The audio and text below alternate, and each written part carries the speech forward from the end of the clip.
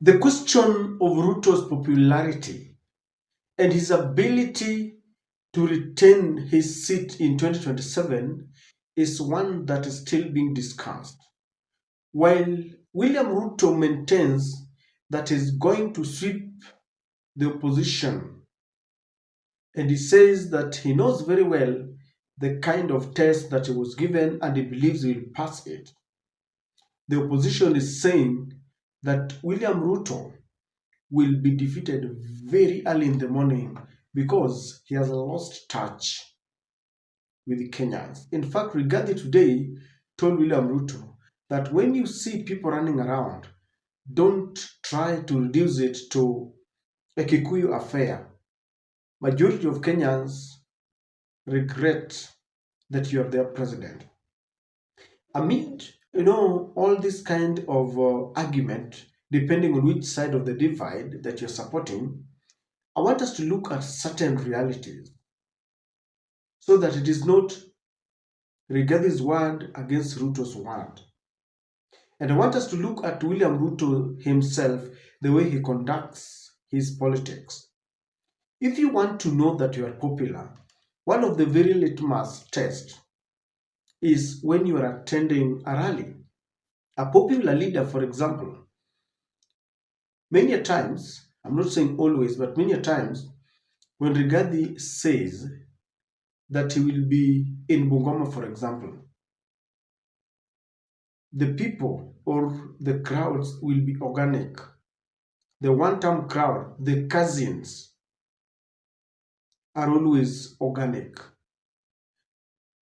Raila Amolo Odinga is known for the support. I don't know whether he still has that support, but over the years, Raila is one person who could say, without any preparation, he wakes up and says, we are meeting in Uhuru Park, and Uhuru Park itajaa pomoni without any kind of bribery. It will just be organic. So today, William Ruto was in Milimani and he was ranting with fury. Now, very shockingly, politicians have certain audacity that we Kenyans don't have. That the crowd that William Ruto had charged was not an organic crowd. It's now turning out that that crowd was paid. That crowd was ferried.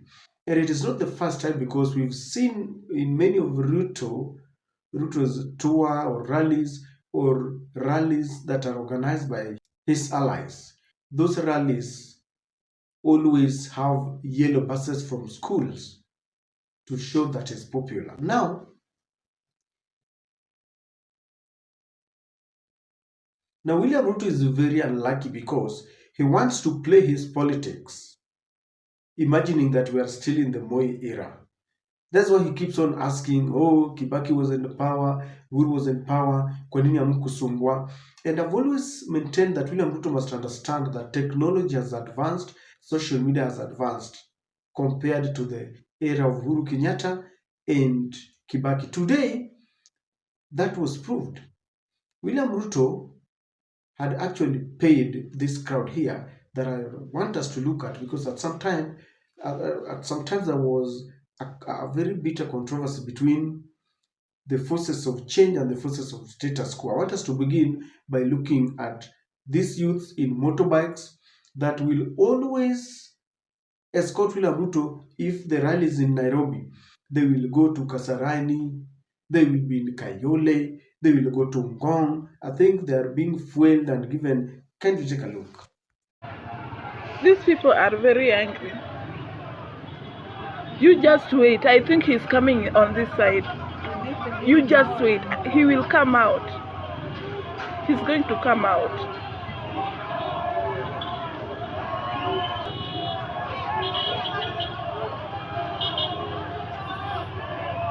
The security. See. Oh.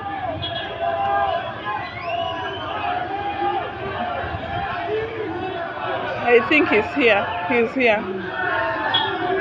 He's there. He's there.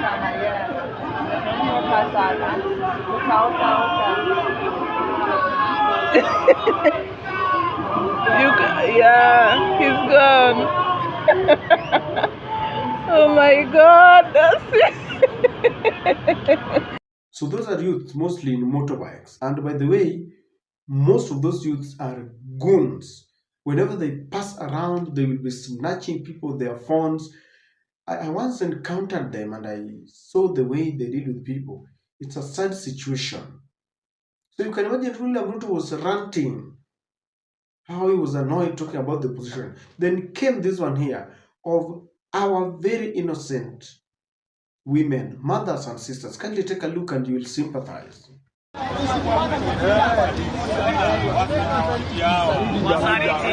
Wasaliti! Wasaliti! Wamama ndio wasaliti! Wamama ndio wasaliti! Wamama ndio wasaliti! Wamama wasaliti! Oi oi oi! Acha tuwe na igari. Wasaliti! Na watoto wetu wanauliwa! Wasaliti! Na watoto wetu wanauliwa! Watoto wetu wanauliwa! Mabuloka! Hizi ni wasaliti! Wasaliti! Mabuloka! Mabuloka ni wamama wasaliti yao. Toa igari hapa! Toa igari hapa!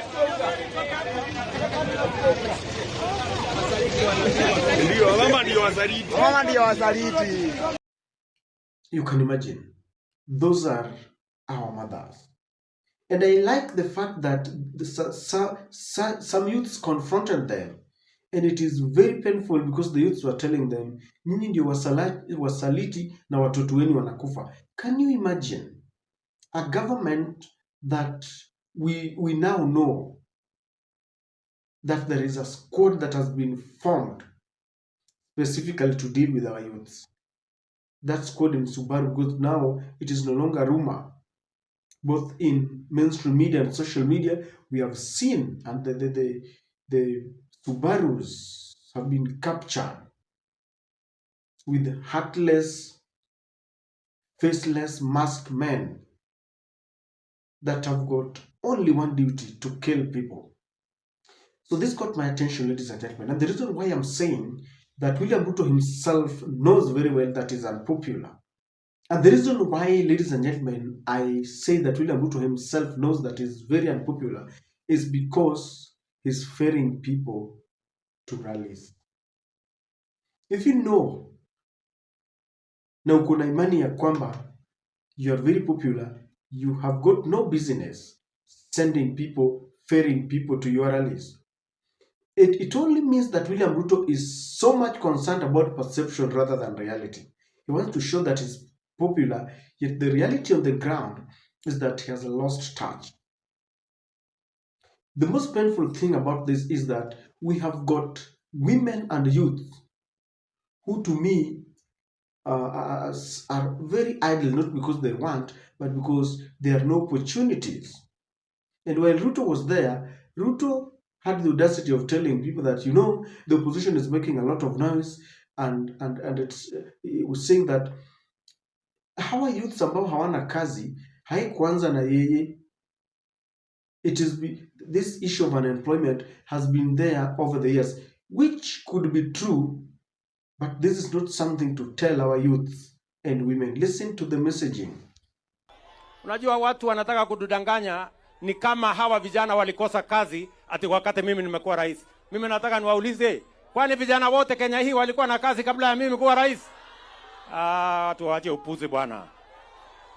Hiyo ni upumbavu hiyo. Sijui kama tunaelewana. Tuko pamoja? This is the man who promised I don't know how many jobs in a year, to pump in billions of shillings into the market to give youth jobs. Today, he's escorting our youth to the labor, exporting labor to other countries. If you see the way some of our Kenyan ladies are being persecuted. And so you will agree with me, that was William Ruto himself, knowing very well that he doesn't have the capacity to pull crowds because people are tired. He pays them. And how much do you think he's paying those people, surely? Because I know that money does not reach those people directly. There could be some youth leader, there could be some member of parliament. By the time this money reaches the people you see around, it will be a token. And maybe they will be there for a whole day na wapate kitu kidogo. Instead of engaging our youths and women and giving them a fishing rod, he's giving them some small fish, which is very, very sad and something that must be condemned. You know, youths and women are so many. They are the majority in this country. And they are the people who must change this country in the ballot. Instead of going there to take some little coins, why don't they just rally up and say, we are not going to follow a politician who cannot give us jobs, who cannot improve the economy, who is killing our sons and daughters, who believes that he owns this country, he can build a church instead of using his money, and he has no regrets. When they continue falling into this trap, then, ladies and gentlemen, there is trouble ahead. Now, two things will happen. As we head for 2027, either these people know very well that they will not vote for Ruto and they will teach him a lesson, or William Ruto will take advantage of the poverty situation, the poverty levels, the unemployment rates, and these people will be bribed. I've always made a lot of noise in this channel that our youths, and of course all Kenyans who really want change, must understand that the change that we really yearn for begins with you and I. If we are still going to subject ourselves to take bribes, easy pesa kidogo kidogo, then we vote in leaders and we start crying because we have to live with the consequences for a whole 5 years, then it will be a very sad state of affairs, ladies and gentlemen. It will be very sad. And when you look at those women, most of them are very poor. Because if someone has got something to do, they will not abandon their work to go and listen to William Ruto. And maybe you are given 500. Sometimes I've even seen them receive 100 or 200. Because, for example, if you are in a group of 10 and you are given 1,000 shillings, how much is that? And so, ladies and gentlemen, I dare conclude that in terms of popularity, even William Ruto himself has admitted that he's very unpopular and he's staring at a possibility of becoming a one-term president, except that our women and youth who are the majority might not play their cards well. And William Ruto knows that the best way to do it is to hoard the money, then wait for the campaign, during campaign times, dish out the money that belongs to them. They will take it very happily, sing your praises, and they will vote with their stomachs, not with their conscience. Some of the reasons why we are where we are today is because we listened to lies with our physical ears, and then we also blocked our conscience, the inner ears, and we voted because we had taken bribes. We voted because we wanted to punish other people. We voted because we had been, separated and divided along tribal lines. And I want to believe that we are not going to repeat the same mistake come 2027.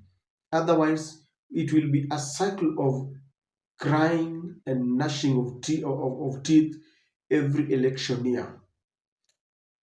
Ladies and gentlemen, we might downplay and trivialize the scenes that we saw there, youths in motorbikes, women bordering with, if that is not city, hope it is city shuttle, I guess. Is that 54-seater or 45 or something? with that audacity that Ruto has, failing people, then starts lecturing the opposition as if he's got the numbers. Convince me otherwise that William Ruto will retain his seat, that he will defend his presidency. I don't think so.